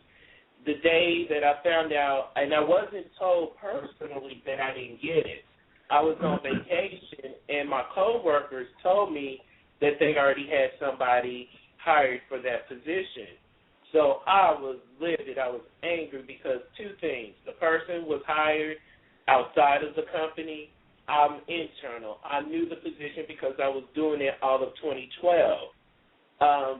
So I got really angry. I thought it was something personal based on things that happened in 2012, and, you know, maybe I should just find another job and, you know, these people can do you know what. Well, I'm sitting there having this kind of anger in front of a close friend of mine who read me a passage that he learned recently saying that the reason why I didn't get the job was because that is not what God has in store for me. Everything that God, every place that I'm at and every opportunity and situation I'm in is because God has a purpose. And it was my arrogance and my ignorance that caused me to be so upset to not get the position that I thought was rightfully mine. That humbled me so quick because he said, Wadey, all you have to do is trust God. Open your heart, open your mind, and pay attention to what God has for you. So, and part of that trusting is not resisting what is. I want to, again, invite our listeners to let you know that the phone lines are open and that you're listening, that you're welcome to call in. You're listening to Universal Mind with Roderick Watkins, and our guests tonight are Lionel Williams, Tim Daniels, and Wadey Grant. Please call 347-826-7520 and join us as we continue this discussion on meditation, the benefits of meditation and prayer. Hey, Rod, do you mind if I just give a quick shout-out to the OWN ambassadors? Because a lot of OWN ambassadors are actually listening because they're blowing up my Twitter timeline, and I just want to let them know how much they are appreciated. The OWN ambassadors are no-show social media. That's all. Please do, Lionel. Please do. Love my That's wonderful. Can I say? I just wanted, something was on my mind earlier, and it may come back, but I think what the part that was in my mind was that prayer and meditation is a conscious choice that you want to be healthier in some way. So for me, it was about making a conscious choice that I'm going to pray, I'm going to meditate, because I don't want to be ill in such a way. I'm trying to take care of my mind, body, and soul, and my mind, body, and spirit in a holistic way. So I made a conscious choice to incorporate prayer, just as I would exercise, just as I would eat properly, and because stress kills you. One of you guys mentioned that earlier. So meditation and prayer for me is just my own medicine. It's like going to Whole Foods and getting some daily vitamins, so to speak. And that's what I give myself to keep myself healthy. Right, and I mean, we have to, a lot of us, especially in our community, the LGBT community, and for our listeners who are unaware of what LGBT is the lesbian, gay, bisexual, and transgender community. We focus a lot on physical appearance or going to the gym, and we take care of our bodies in that facet. But we also need to nourish our souls and our minds. We definitely, and meditation and prayer help in regards to providing you those spiritual vitamins that you need to go for. So I totally agree with you that with that statement that you just said, Tim. I want to take this time because you both were talking about, so when we are dealing with negative things that happen in our life, we only tend to revert towards prayer or meditation during those times, how do we continue the practice when things are going good? I mean, what do you use as reminders? How do you guys keep it consistent so that, you know, when everything is going good, you have everything that you want? You know, why should I pray or why should I meditate then? You guys just yeah. I think if you find go ahead. I'm sorry. No, I'm just saying you have to give thanks, because a lot of times the mistake I think people think about prayer is that, you know, it's always about asking, or it's to bring you out of whatever's wrong going in your life. You want God to make it right. Not so much. And I'll just say for me, my definition of prayer is a conversation with God. I could have that conversation by praising Him and thanking Him for the wonderful things that He's done for me. I could have that conversation by asking for guidance. Like I said, I rarely ask Him for, you know, situations.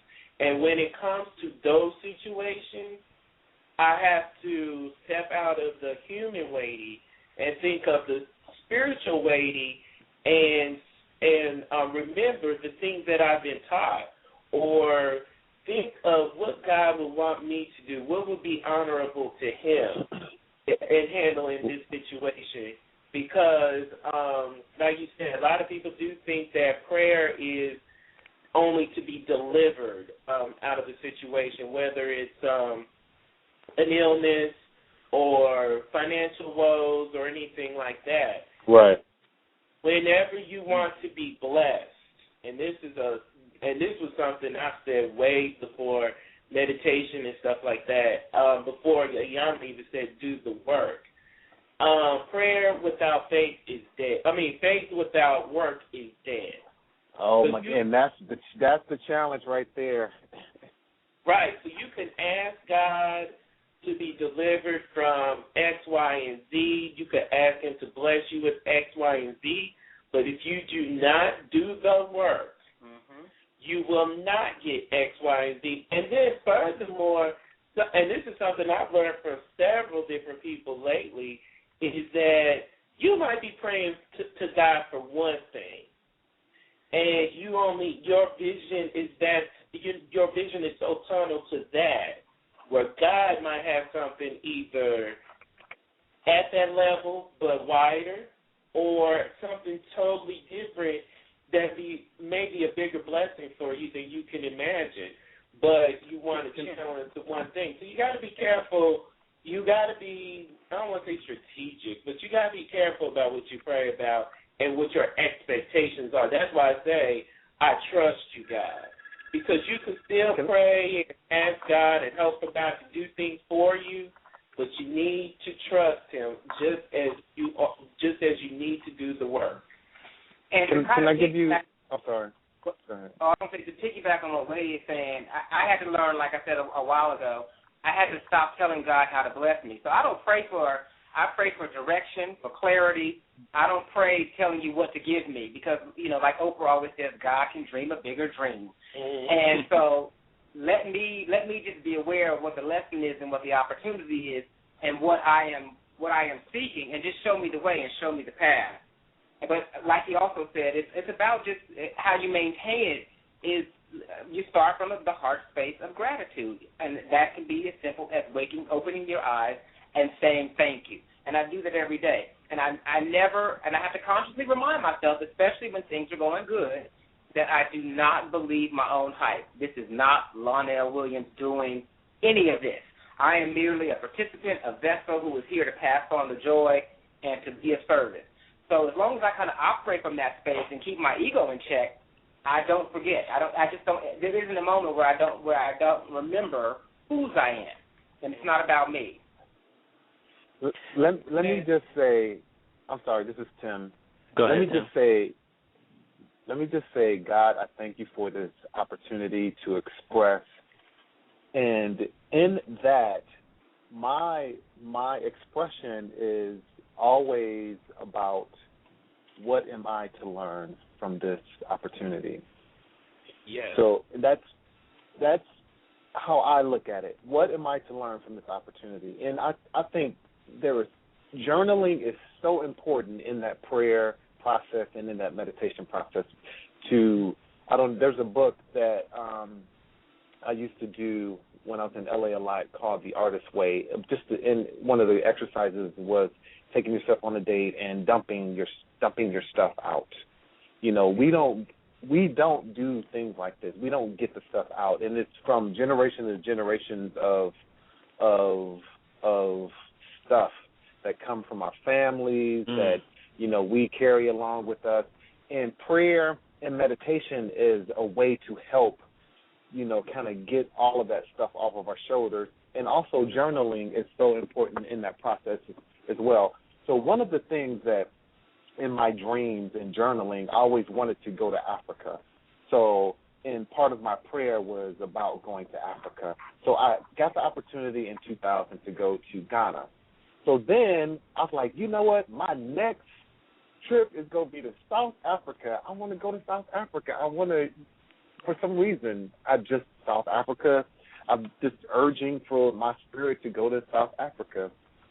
And lo and behold, I will be going there in a couple weeks to do a huge project. I had never, ever thought that would happen, and a miracle happened while I'm even going there as well, too. So for me to think so small and God is thinking so big, and understanding like all the jobs that I've had has gotten me to this point, and all of those conversations with God and all of those meditations and all of those prayers have gotten me to this point. And that is my journey, and I'm in a space of gratitude.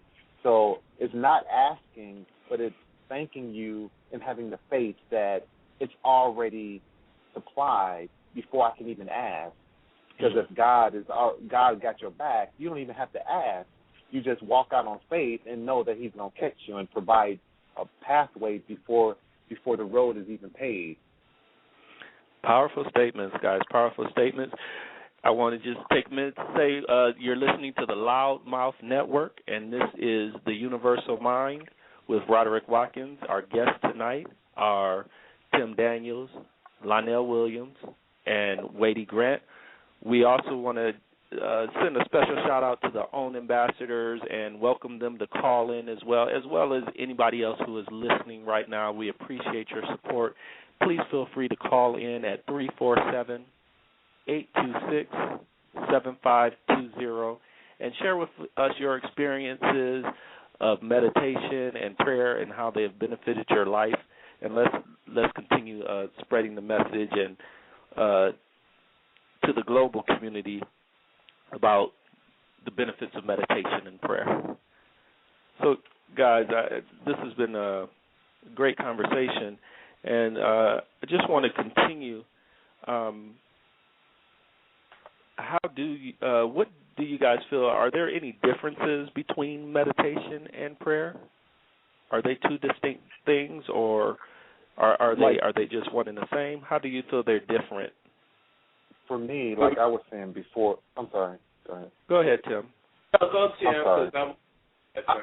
Mine is really short. I was just saying the distinct difference for me is the behavior of communication, me communicating with God, me saying thank you, me having gratitude, the behavior of that is the prayer process for me.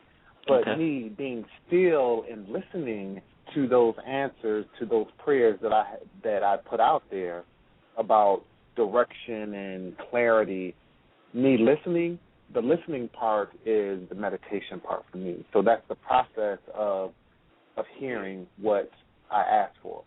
It's interesting that you say that, Tim, because I heard, I was just reading a saying about meditation and prayer, and they said how prayer is talking to God and meditation is listening to God. Mm-hmm.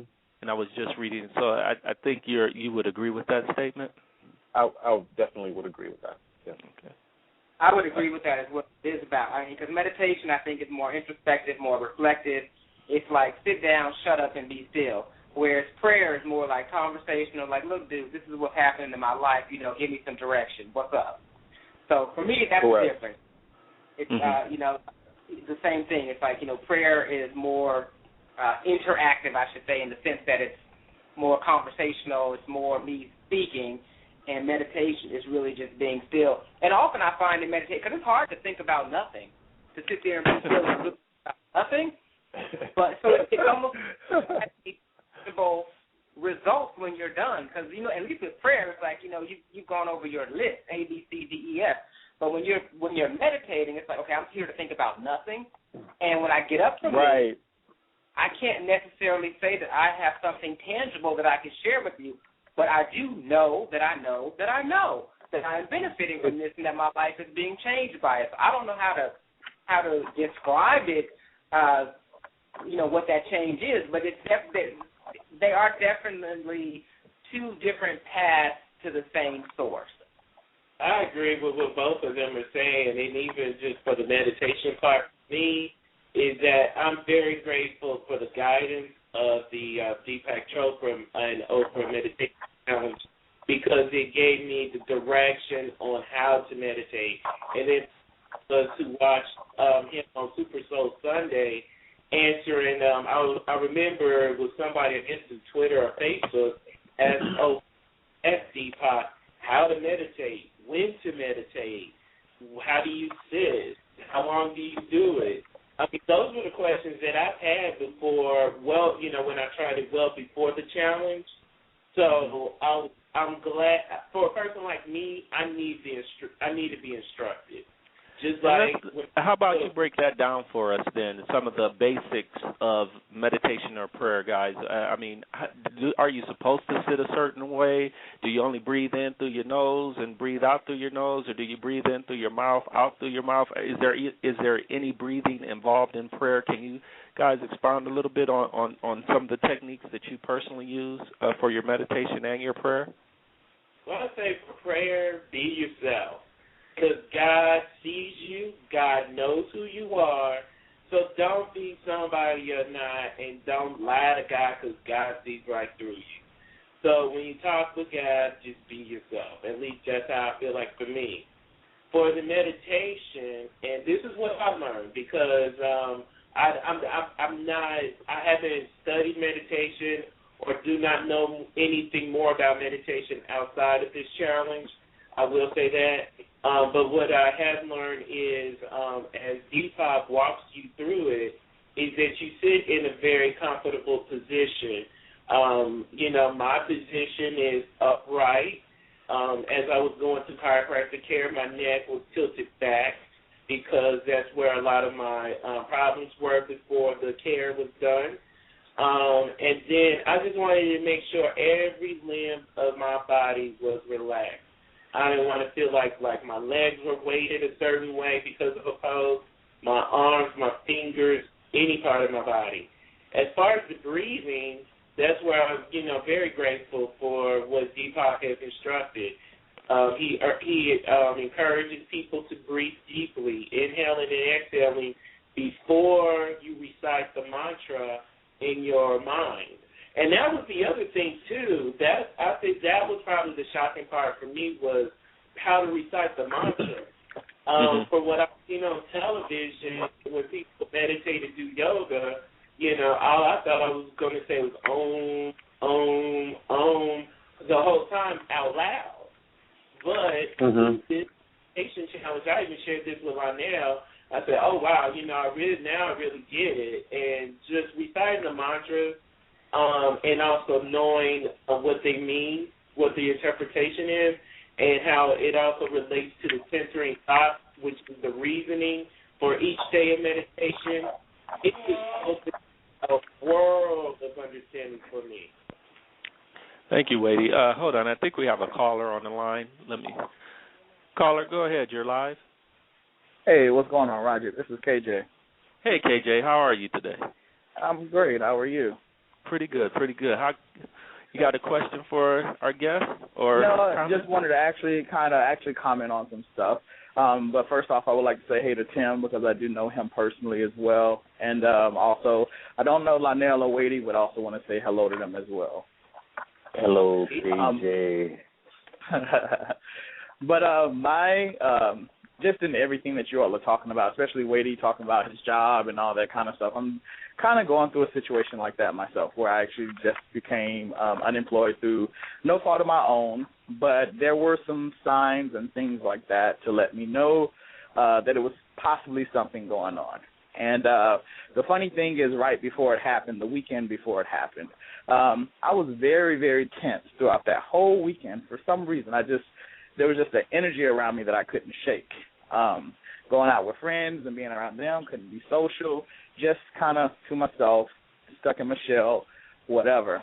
But the funny thing is, like when that Monday came and it was time for me to go to work, I was trying to put my game face on, get back in there, and try and turn the situation around. But for some reason, there was a voice that said to me that morning, what if you walk in this morning and your job is gone? Wow.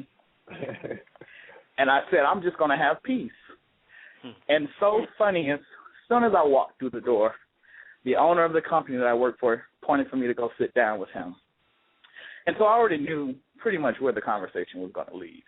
And I have to say that I did have peace throughout that whole time. And I'm saying all of this to speak to the whole thing of meditation and prayer and all of that, because even though I was so tense throughout that weekend, I think that was my meditation time, my time to kind of just go through what I need to go through, kind of understand the situation for what it was worth, and to just kind of, as you all said, listen and understand, like, how do you go forward? How do you move forward? And so, that's basically the situation. I was let go, and so I'm at a place where I'm actually, once again, looking for work. But through it all, I still have peace. And It's just something that I'm just, I'm walking on faith that everything is going to work out because, of course, we all have our own financial obligations and things like that. And I don't know what's going to happen, but because I have faith and because I believe in my connection with God, I know that He did not bring me this far to let me fall. Well, we definitely send some positive energy out there for you, JJ. I'm sure that opportunity is the opportunity that you seek, that you truly seek, is waiting for you. I have no doubt about that. You're a brilliant brother. I've talked to you a couple of times, so I'm sure you'll be received in the manner that you're supposed to be. Absolutely. Oh, yeah, definitely. I concur. I concur. But also, I was going to say, the funny thing in the whole situation was this job, I was actually only there. I'd been working with them part-time for some time while I had my full-time job. And I was at a place of unhappiness with my full-time job at that time and wanted to make a transition but couldn't figure out how.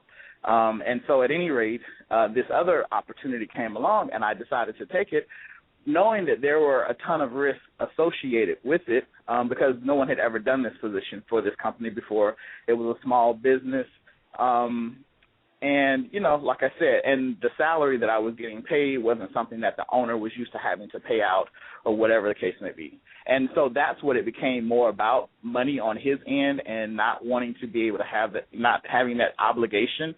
But I think that transition from me going to the full-time job I had before to me going to this job, and though it was only a brief period of time, that was my way of being able to break free from the old full-time job to be able to move into something else, because, needing to be able to get things like unemployment and things like that, because with my old full-time job, there's no way they would have ever let me go because they liked me so much. So I would have had to basically either quit or find a job. But, of course, when you're trying to find a job, it's hard sometimes to look for a job when you already have a job because, going to interviews and different things like that can be time-consuming. And so when you have a job, that can also be a distraction. You've been listening to The Universal Mind and one of our first broadcasts, Benefits of Meditation and Prayer with Mr. Roderick Watkins.